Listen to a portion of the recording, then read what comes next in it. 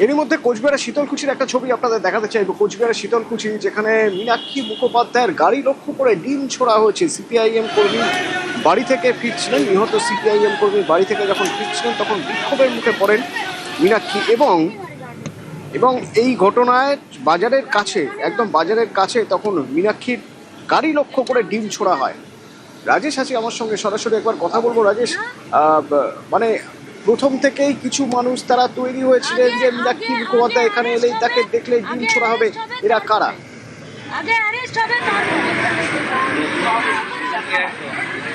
দেখো, শীতলকুচি এলাকায় সম্প্রতি সিপিআইএমের এক কর্মীর অস্বাভাবিক মৃত্যু হয় এবং তারপরেই কিন্তু আজ সিপিআইএম নেত্রী মীনাক্ষী মুখার্জি সেই বাড়িতে যান।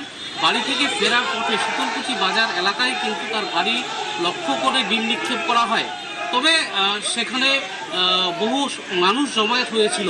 তবে অভিযোগ যেটা আসছে যে সেখানকার দুষ্কৃতীরা এমনটা করেছে। তবে বিজেপি নেতৃত্ব যেটা জানিয়েছেন যে এলাকায় অশান্তির পরিবেশ তৈরি করতে সিপিএম নেতৃত্বরা এমনটা করছে, এলাকায় আসছে যেন শান্তি বিঘ্নিত হয়। তাই সেখানকার যারা সাধারণ মানুষ তারা কিন্তু ডিম নিক্ষেপ করেছে, এমনটাই কিন্তু দাবি বিজেপি নেতৃত্বে। এই ঘটনাকে কেন্দ্র করে কিন্তু ব্যাপক উত্তেজনা ছড়িয়ে পড়ে শীতলকুচি বাজার এলাকায়। শীতলকুচি থানার বিশাল পুলিশ বাহিনী ঘটনাস্থলে মোতায়েন ছিল, তারা কিন্তু এসে পরিস্থিতি স্বাভাবিক করে। গাড়ি এখানেই দাঁড় করাবেন, এইটা হচ্ছে বিজেপি লাগাবো না। আগে আগে আগে অ্যারেস্ট হবে, তারপরে আমার অপরাধ কি? আমার অপরাধটা কি?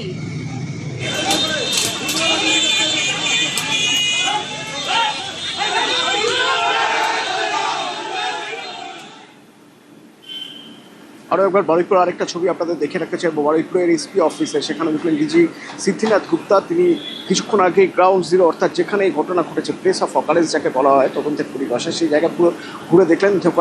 দেখার পর তারপরে তিনি এখন বারুইপুর এসপি অফিসে ঢুকলেন। আপডেট জানতে চাইবো একটু, আমার সঙ্গে রৌনক রয়েছেন। রৌনক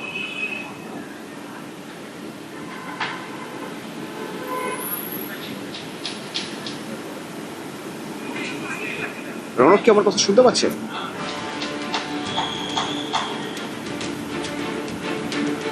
রৌনক, আমরা দেখলাম যে বারুইপুর এসপি অফিসে ঢুকলেন ডিজি সিদ্ধিনাথ গুপ্তা, এবং তুমি বলছিলে যে কিছুক্ষণ আগে তিনি প্লেস অফ অকারেন্স, অর্থাৎ যেখানে যেখানে ঘটনা ঘটেছে সেই জায়গাগুলো তিনি সরেজমিনে দেখেছেন।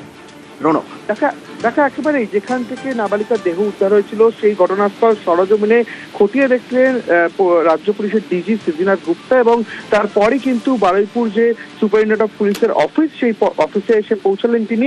আর কিছুক্ষণ পরেই মুখ্যমন্ত্রী শুভেন্দু অধিকারী এখানে এসে পৌঁছাবেন।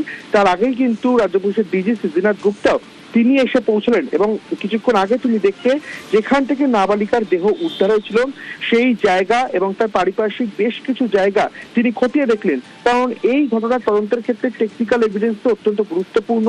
যে সিসিটিভি ক্যামেরা ফুটেজ পাওয়া গেছিল এবং অভিযুক্তদের গতিবিধি, কোন পথ থেকে তারা এসেছিল এবং কোন পথ থেকে তারা বেরিয়ে গেছিল, গোটা বিষয়টি কিন্তু সিনিয়র অফিসারদের সঙ্গে তিনি আলোচনা করেন।